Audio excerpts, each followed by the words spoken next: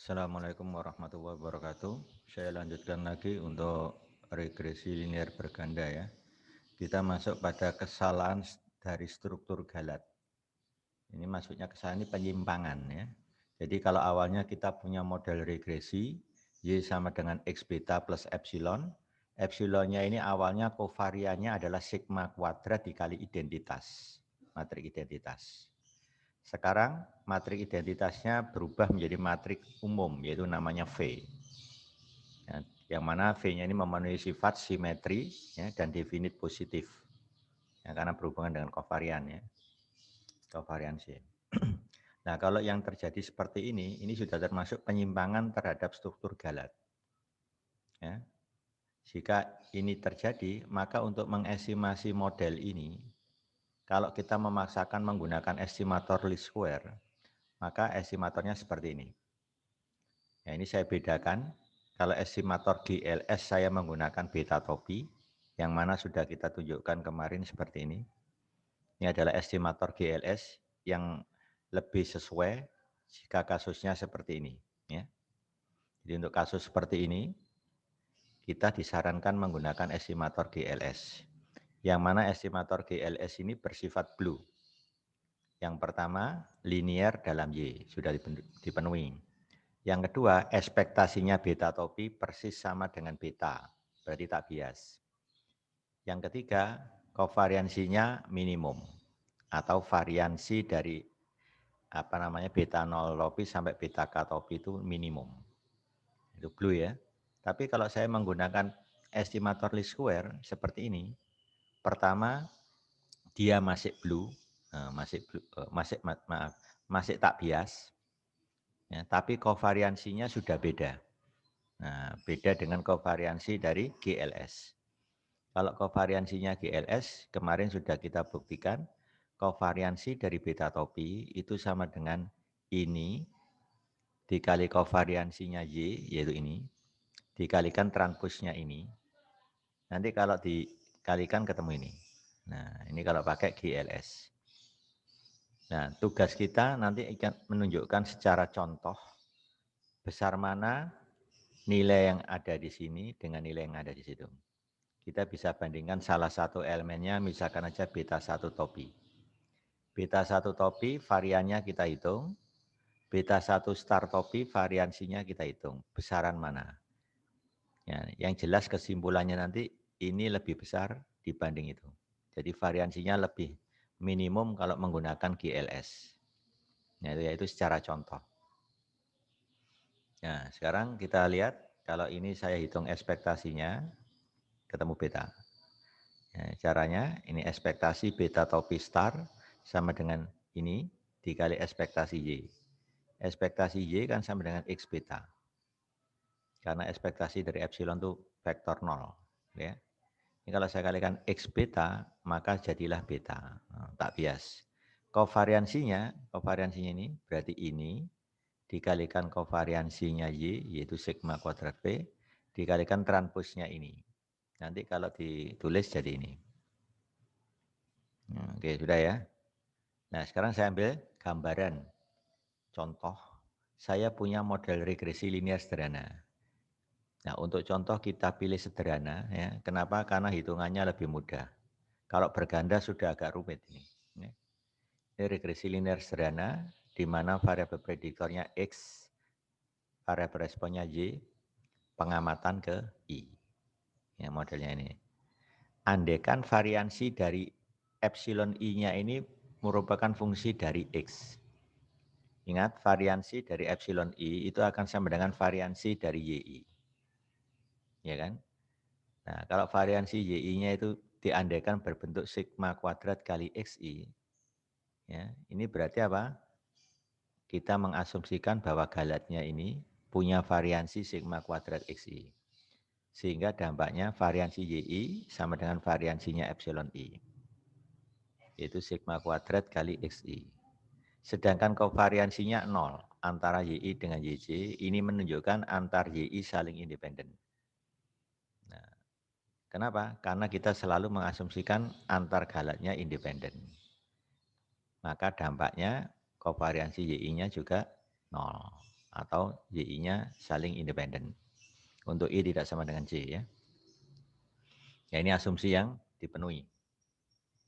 Nah, kalau begitu saya bisa menuliskan kovariansi dari Y sigma kuadrat V kan. Nah, di mana V-nya itu ini. Kenapa begini? Supaya terpenuhi ini dan ini. Ya, ini kan menandakan 0 ini kan kovariansi antara Y1 dengan Y2. Nah, ini kovariansi antara Y1 dengan YN. Nah, gitu ya. Y1 dengan YN. Pokoknya 0. Tapi kalau ini berhubungan dengan variansinya. Di variansi Y1 ya sigma kuadrat kali X1. Variansi Y2 sigma kuadrat kali X2. Ya, sampai yang ke N. Baik, ini sudah. Sekarang matrik rancangannya apa kalau kita punya model regresi linear sederhana ini? Matrik rancangannya adalah X, di mana kolom pertama 1, kolom yang kedua berisi nilai XI. Ya, gitu ya. Nah, ingat kalau kita menggunakan estimator GLS, ya, berarti beta 0 topi dan beta 1 topi diperoleh langsung dari sini. Ini estimator GLS. Nah, untuk menghitung ini tidak sulit. Kenapa? Karena matrik ini ukurannya 2x2 nanti.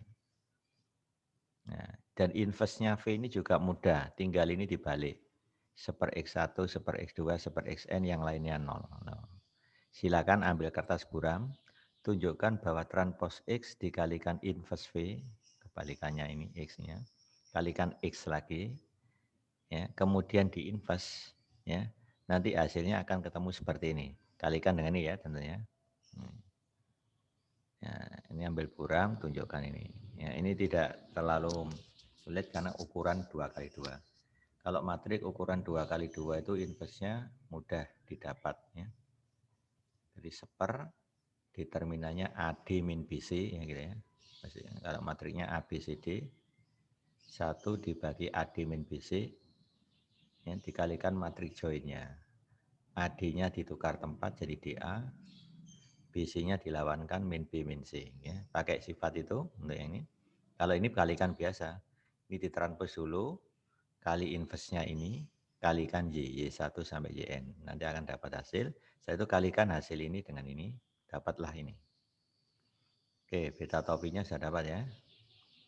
Ini tadi kalau saya tanya, apa nilai beta 0 topi? Beta 0 topi ya berarti ini dibagi ini. Ya. Beta 1 topi, ini dibagi itu. Ingat ini perkalian ya. Ini kali itu minus N kali sigma Y. Ya, gitu ya. Nah, untuk beta 1 topinya, ini kali itu min, ini dibagi ini. Ya, saya kira itu untuk sekarang bagaimana dengan kovariansinya? Nah, kovariansinya saya menggunakan GLS lebih simpel. Ini kan? Nah, ini kan kovariansi beta topi ini yang pakai GLS. Nah, ini tadi sudah kita hitung. Ya. Ini nanti kalau ini kita hitung hasilnya inilah. Seper determinan, determinannya nanti ini dikalikan joinnya. Nah, ini yang saya bilang AD ditukar jadi DA. Ini min B min C. Ya. Sigma kuadrat hanya mengikuti aja. Dari sini saya dapatkan variansinya beta 1 topi. Apa variansi beta 1 topi? Ya ini, berarti kan dikalikan itu. Berarti hasilnya sigma kuadrat dikalikan sigma seper XI. Jadi seper X ini dijumlah gitu ya. Dibagi ini. Sigma XI kali sigma seper XI min N kuadrat. Ini kalau pakai variansi beta 1 topi. Coba kalau pakai kovariansi beta topi star ya pakai Ellis square ini. Lebih kompleks. Kalau dihitung ini agak panjang sedikit. Nah, di mana C-nya di sini kita pakai untuk pengganti ini.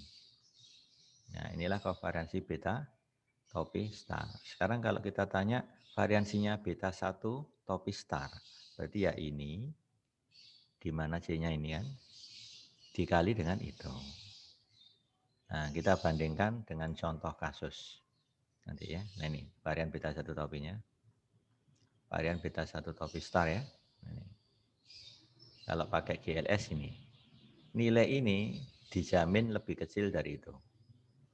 Untuk sembarang nilai X. Nah, ini kan hanya fungsi dari X. Nah, ya dah. N kan diketahui dari banyak pengamatan. Nah, saya ilustrasikan dengan mengambil contoh X-nya misalkan bernilai 1, 2, 3, 4, 5, 6, 7. Ya. Kalau saya hitung pakai persamaan 69, variansi beta topi 1 star ketemu sekian. Kalau pakai GLS, variansi dari beta 1 topinya ketemu sekian. Kalau Anda lihat, nilai ini selalu lebih besar dari itu. Nah, ini untuk contoh pemilihan X sembarang. Ya. Itu ya, ini bukti secara contoh, counter example. Ya.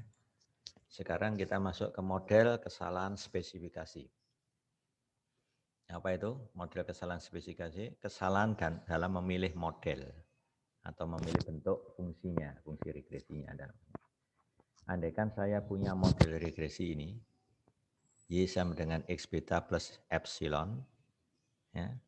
Nah, model ini saya partisi menjadi X-nya X1, X2. Jadi X-nya saya partisi. Ini andaikan ada matriks X ya. Ya, ini kolom pertama 1, kolom kedua itu isinya X1, yaitu XI1 gitu ya.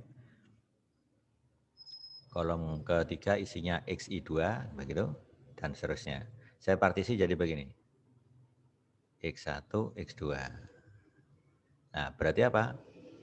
Vektor parameternya juga otomatis dipartisi. Betanya saya partisi menjadi beta 1, beta 2. Yang bentuknya vektor kolom dulu. Partisi, ini yang atas beta 1 tebal, yang bawah beta 2 tebal. Dan harus bisa dioperasikan. Sehingga ini kalau saya kalikan kan jadi baris kali kolom dijumlah. X1 beta 1 plus X2 beta 2. Baru plus epsilon. Ini kan. Jadi ini adalah model regresi awal tadi setelah dipartisi. Ya, kita melihat ada dua kelompok matrik rancangan X, yaitu X1 dan X2. Jika kita mengeluarkan ini, nah jadi ada beberapa variabel prediktor yang dikeluarkan kan dari model. Ini kan berarti kita melakukan kesalahan spesifikasi. Ya. Nah, andaikan model yang benar itu melibatkan ini semua X, tapi kita keluarkan beberapa X. Ya, ini berarti apa? Kita memasukkan suku. Kalau ini dikeluarkan, berarti apa? Sama aja kita mengatakan beta 2-nya 0, artinya tidak muncul di dalam model. Nah, kita melakukan kesalahan spesifikasi. Ya, padahal beta 2 itu harusnya tidak 0. Nah, itu loh. Kalau beta 2 tidak 0 kan nggak boleh kita hilangkan ini. Nah, ini yang dimaksud kesalahan spesifikasi. Dari model seharusnya yang dimasukkan di dalam model. Ini kita keluarkan. Maka kita melakukan underfitting. Ya, artinya apa? Pendugaannya jadi mengecil. Kalau ini dihilangkan. Underfitting kan? Underfitting. Ya. Jadi artinya menduga di bawah. Ya. Bawah pendugaan. Ya. Jika kita memasukkan X2 beta 2 ke dalam model yang seharusnya dikeluarkan. Nah, ini juga melakukan kesalahan. Yang beta 2 itu harusnya 0, ya toh? Hilang kan? Tapi kita masukkan. Nah, kita juga melakukan kesalahan. Jadi persepsi di sini ada dua. Ada dua pemikiran. Pemikiran pertama, andaikan beta 2 ini tidak 0, kan berarti apa? Modelnya harus melibatkan ini kan? Tapi ini kita keluarkan. Nah, itu kesalahan pertama. Atau kesalahan kedua, andaikan ininya 0, tapi tetap kita masukkan. Nah, X2 beta. Jika melakukan kesalahan, ini namanya overfitting. Jadi kesalahan kita ada dua, melakukan underfitting atau melakukan overfitting. Yang harusnya hilang tetap kita masukkan, namanya overfitting. Coba yang seharusnya ini hilang kan cuma memuat ini. Kita nambahkan ini berarti over kan? Overfitting. Ya, yang harusnya ini tidak hilang tapi ini kita hilangkan, underfitting, mengurangi. Nah, ini dua kesalahan yang dilakukan di sini. Untuk mengestimasi beta 1, nah, beta 1-nya ini, ketika terjadi kasus underfitting, ya, apa underfitting? Beta 2 yang tidak 0 tadi, ya, kita keluarkan suku ini. Ya, kita akan melakukan underfitting, di mana beta 2-nya tidak 0. Ya, maka nilai beta 1 dengan nilai beta 1 setelah dilakukan underfitting itu pasti beda. Makanya estimatornya nanti saya ganti, parameternya saya ganti nama dengan beta 1 star.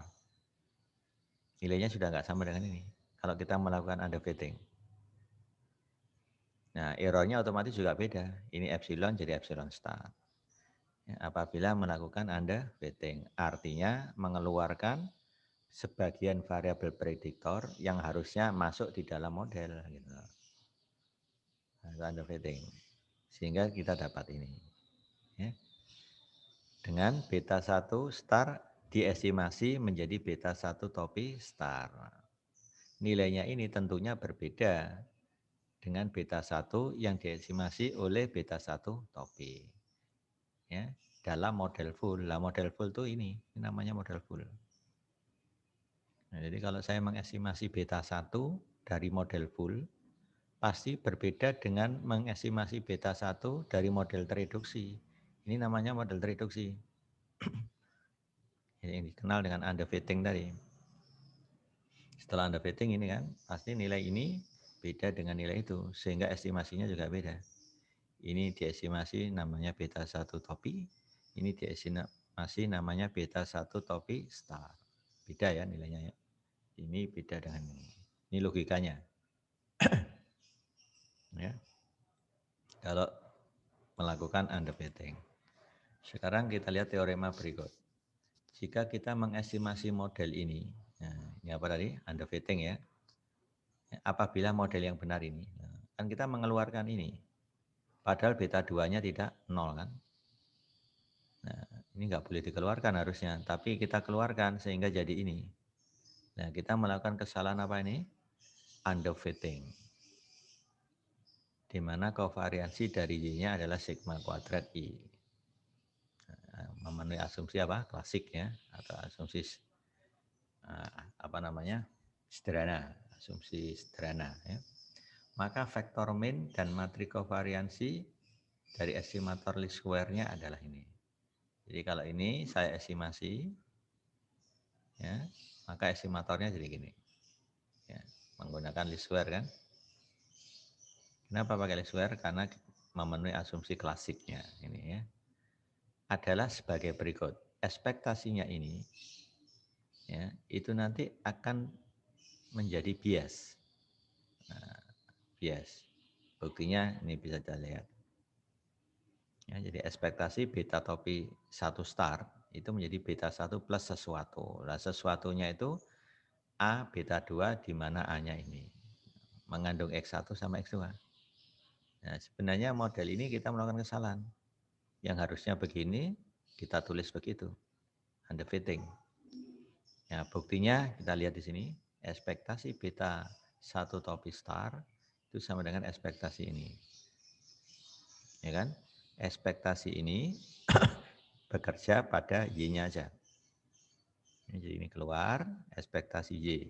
Ekspektasi Y-nya kan ini, X1, beta 1, plus X2, beta 2, plus error. Kalau ini saya ekspektasi, errornya hilang, tinggal ini aja. Nah, ya kan? Lihat hasilnya menjadi beta 1 plus sesuatu tadi. Nah ini kita namai dengan A beta 2. Itu maksudnya. Jadi bias ya. Nah, jadi kita hati-hati kalau kita melakukan kesalahan spesifikasi dalam ini melakukan underfitting, maka terjadi estimatornya jadi bias. Meskipun metode yang digunakan sudah benar pakai least square. Yang kedua, kovariansinya. Kovariansinya kan sama caranya seperti ini. Nah, kovariansinya ini. Nah, sudah terbukti ya. Nah, sekarang kita coba analisis. Jika kita melakukan underfitting, beta 1 topi star bias. Nah, sudah ya. Karena apa? Bergantung pada nilai dari X yang ada di X1 maupun X2. Di mana A-nya tadi ini. Ya, A-nya ini. Ya, ini yang disebut dengan matrik alias. A ini namanya matrik alias. Inverse dari X1 transpose X1 dikalikan X1 transpose X2. Namanya matrik alias. Akibat satu, kalau dia ortogonal, X1 sama X2, berarti ini 0. A-nya jadi 0. Apa dampaknya kalau A-nya 0? Maka menjadi tak bias. Ya, beta 1 topi star menjadi tak bias terhadap beta 1 star. Nah, itu bedanya ya. Kalau seandainya ortogonal, X1 transpos kali X2. Ya, ortogonal. Maka ini menjadi tak bias, ya kan, terhadap beta 1. Nah, itu kesimpulan kita. Ya, seandainya A-nya ini 0, kenapa A 0? Karena ini kita asumsikan ortogonal, maka tinggallah ini. Berarti beta 1 topi star menjadi estimator tak bias terhadap beta 1. Nah, itu diperoleh ketika X1, X2-nya ortogonal. Ya. Ini dalam kajian teori ya. Tapi dalam praktek kita mendapatkan data di mana variabel prediktornya ini ortogonal hampir sulit menjumpai. Kecuali dalam konteks teori ya. Kita setting ortogonal baru bisa. Ya. Nah ini contoh kejadiannya seperti itu. Ya. Nah, 3 teorema berikut membahas efek underfitting atau overfitting pada hasil dugaan, terus estimator dari sigma kuadrat, dan variansi dari beta J topi. Nah, ini akan kita kaji. Tadi saya ambil contoh, pilih satu nilai, namanya vektor X0, berupa vektor kolom ya, yang berisi 1, X01, X02, sampai X0K. Ini salah satu nilai yang dipilih.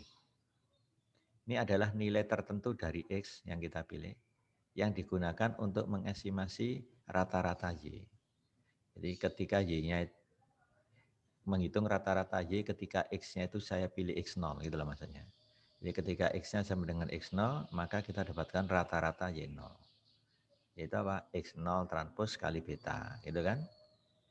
Ini kan berarti apa namanya baris kali kolom. Ya.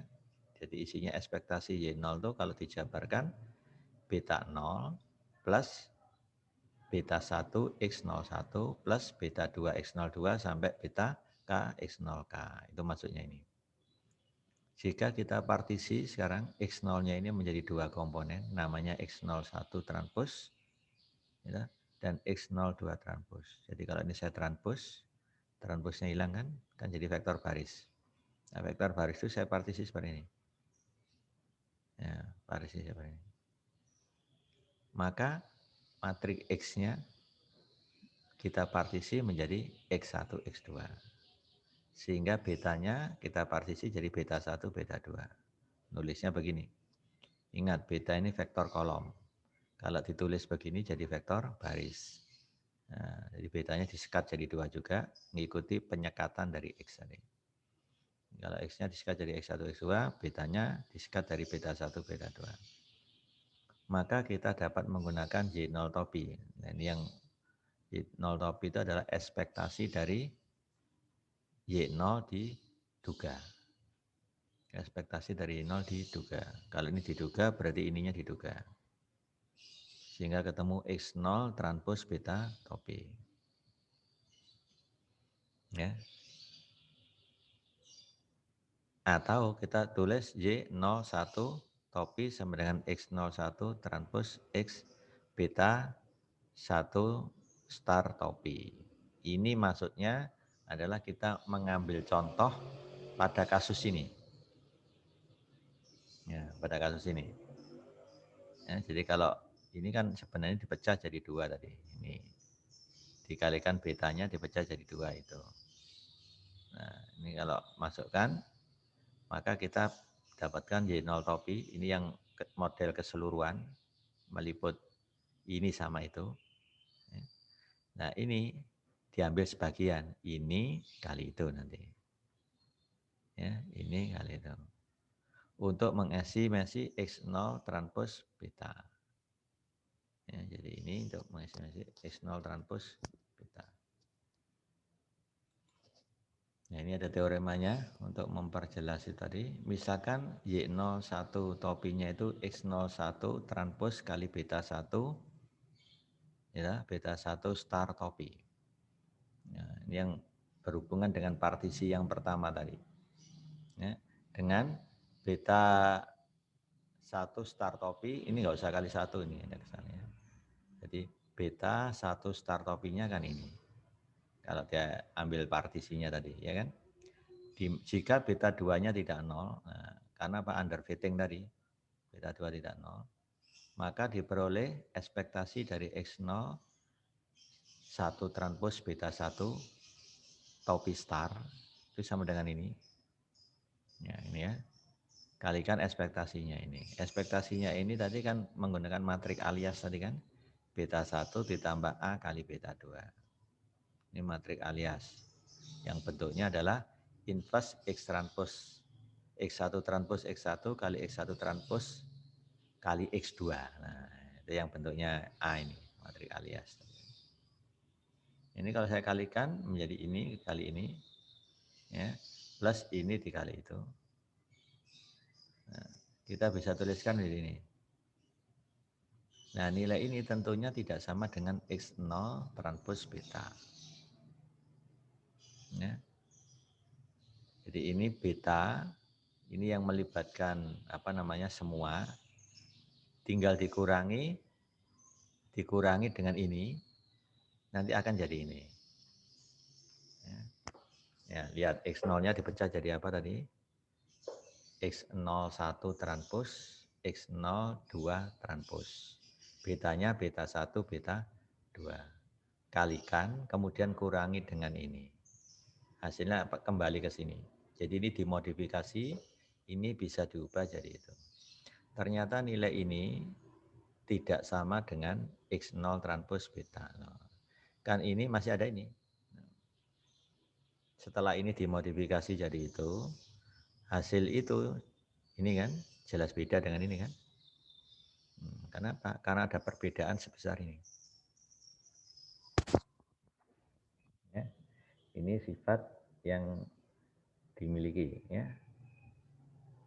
Dalam teorema 59B dapat dilihat bahwa ketika kita melakukan underfitting, kesalahan dalam struktur galat tadi, ya, nilai X0 1 transpos beta 1 star topi ya, bersifat bias.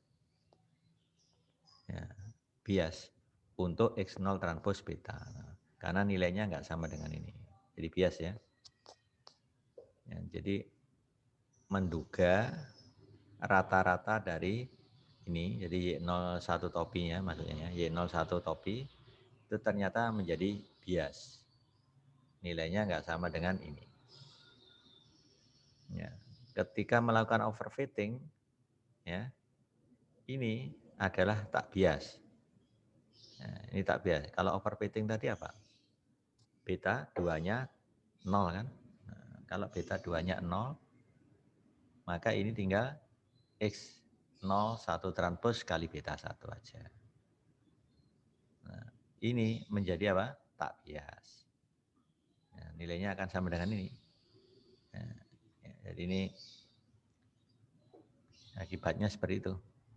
Ya. Jadi X0 beta topi tak bias. Karena apa? Ekspektasinya ini tidak lain sama dengan dirinya sendiri. Ya, ini sendiri kalau dipecah tadi kan begitu. Kalau melakukan overfitting. Ya, itu bedanya. Ya. Ini kenapa? Karena beta 2-nya 0 tadi. Kalau ini 0 kan berarti ini hilang. Hilang, maka jadilah ini aja. Ya. X0 transpos beta. Ya. X0 transpos beta. Nah ini. Ya, itu kaitannya dengan ini tadi. Ketika overfitting beta 2-nya 0 kan, hilang, tinggal X0 transpos beta. Jadi dia menjadi tak bias. Ya. Yang tak bias itu ini, maksudnya X0 1 transpos beta 1 topi ini menjadi tak bias. Tapi kalau melakukan underfitting ini menjadi bias, yaitu bedanya. Nah, sekarang kita lihat jika Y sama dengan X beta plus epsilon adalah model yang benar. Nah, ini model yang benar. Maka untuk model tereduksi, nah, tereduksi itu karena kita melakukan underfitting. Kesalahan. Yang harusnya suku X2 tidak boleh dibuang, kita buang. Underfitting kan? Di mana X1-nya itu matrik berukuran N kali P plus 1. Nah ini mulai bentuk umumnya ini sudah. Bentuk umumnya. P plus 1. Nah, kan tadi ini kita asumsikan X-nya ini berukuran N kali K plus 1. Kita ambil sampai kolomnya sebanyak P plus 1. Kolom sisanya itu miliknya X2 gitu loh. Kolom sisanya miliknya X2. Dengan P-nya lebih kecil dari K tentunya, ya kan? Maka variansi dari estimatornya, ini ya, estimator ini, beta 1 star, itu sama dengan ini. Nah, ini berhubungan dengan apa? Ketika kita membahas, inilah S kuadrat. Nah, masih ingat S kuadrat. Ini kan awalnya kan N min K min 1. Ya, karena kita partisi, X-nya itu kita pecah jadi X1, X2, di mana X2-nya dihilangkan. Nah, X1-nya kan mengikuti ukuran ini. Berarti derajat bebasnya jadi N dikurangi P dikurangi 1. Nah, ini Y dikurangi, ini penduganya kan. X1, matriknya kan pakai X1. Dikalikan beta 1 topi star. Transpos kali Y min X1 beta 1 topi star. Nah, ini adalah penduga variansi galatnya. Itu penduga sigma kuadrat. Yang dikenal dengan MSI itu. Dari model tereduksi. Karena apa? Underfitting tadi. Lihat ekspektasi dari S1 kok 1 kuadrat. Nah, ternyata ekspektasinya ini kan bentuk kuadratik. Ini menjadi bias. Tidak sama dengan sigma kuadrat. Kenapa? Karena kita melakukan underfitting, kesalahan. Jadi masih ada suku sisa ini. Ya, ya, cara menunjukkannya itu kita ubah dengan nama SSE1, sum square error 1. Karena kita mengacu pada model tereduksi ini. Ya, rumusnya ini kalau diuraikan, ya.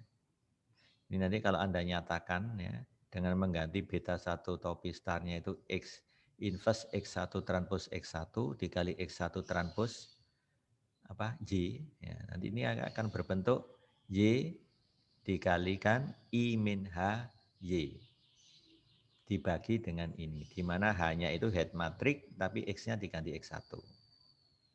Ya, nanti hitung ekspektasinya dengan teorema sebelumnya, ekspektasi bentuk kuadratik, nanti dapat hasil ini. Silakan buktikan. Ya, gitu ya. Nanti dapat hasil ini. Nah, sekarang kita lihat, loh ini yang saya bilang tadi. Transpose Y, I min H, hanya ini saya pakai nama aja H1 ya, head matrix yang berhubungan dengan X1. Gitu ya. Kalau head matrix yang berhubungan dengan X ya namanya X saja. X inverse X transpose X transpose kan gitu. Karena berhubungan dengan X1, beri nama aja H1. Itu cuma nama ya. Ya ini SSI-nya ini. Ini kalau saya estimasi, nah ketemu ini. Trace dari A kali sigma plus mu transpose A mu. Nah ini tinggal dihitung aja. Ya, sigma kuadrat keluar. Trace-nya I itu yaitu N. Minus trace-nya ini itu adalah P min 1. Oh, P plus 1. Jadi N kurangi P plus 1 jadi ini. Plus suku sisa. Nah, suku sisanya ini ternyata enggak nol. Nah, ini menunjukkan dia tak bias. Menunjukkan dia bias. Tinggal bagi kedua ruas dengan N min P min 1, maka jadi sigma kuadrat. Ini dibagi N min P min 1. Nah, ini suku sisanya. Berarti apa? S1 kuadrat bersifat bias terhadap sigma kuadrat. Kalau kita melakukan underfitting. Nah, ini sebagai ilustrasinya ya. Saya punya model ini. Ini diambil contoh. X-nya hanya 1, responnya Y. Andaikan model yang benar itu kuadratik. Nah, ini yang benar. Tapi kita hilangkan suku kuadratiknya. Sehingga jadi modelnya regresi linear sederhana. Kan melakukan underfitting. Padahal beta 2 ini tidak nol. Harusnya muncul, tapi kita hilangkan. Underfitting kan. Nah, maka penduga galatnya, kalau saya pakai underfitting tadi jadi ini. II dikurangi ini, kurangi lagi itu. Ya kan? Kalau dihitung ekspektasinya, ya, di ekspektasi YI min beta 0 star min beta 1 star S kali XI. Ya kan? Nah, padahal model yang benar ini kan, nah, di ekspektasi YI-nya saya ganti ini. Nah, beta 0 plus beta 1 XI plus beta 2 XI kuadrat min ini. Ini kalau disederhanakan jadi gitu. Jadi ekspektasi dari penduga galatnya, ya penduga galat ini, ya itu sama dengan ini. Berarti ada suku XI, ada suku XI kuadrat harusnya. Ya, itu rata-ratanya.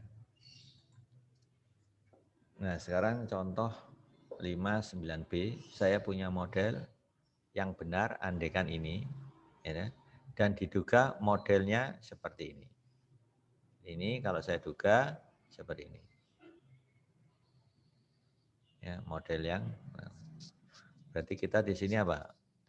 Menghilangkan suku ini ya, beta 0.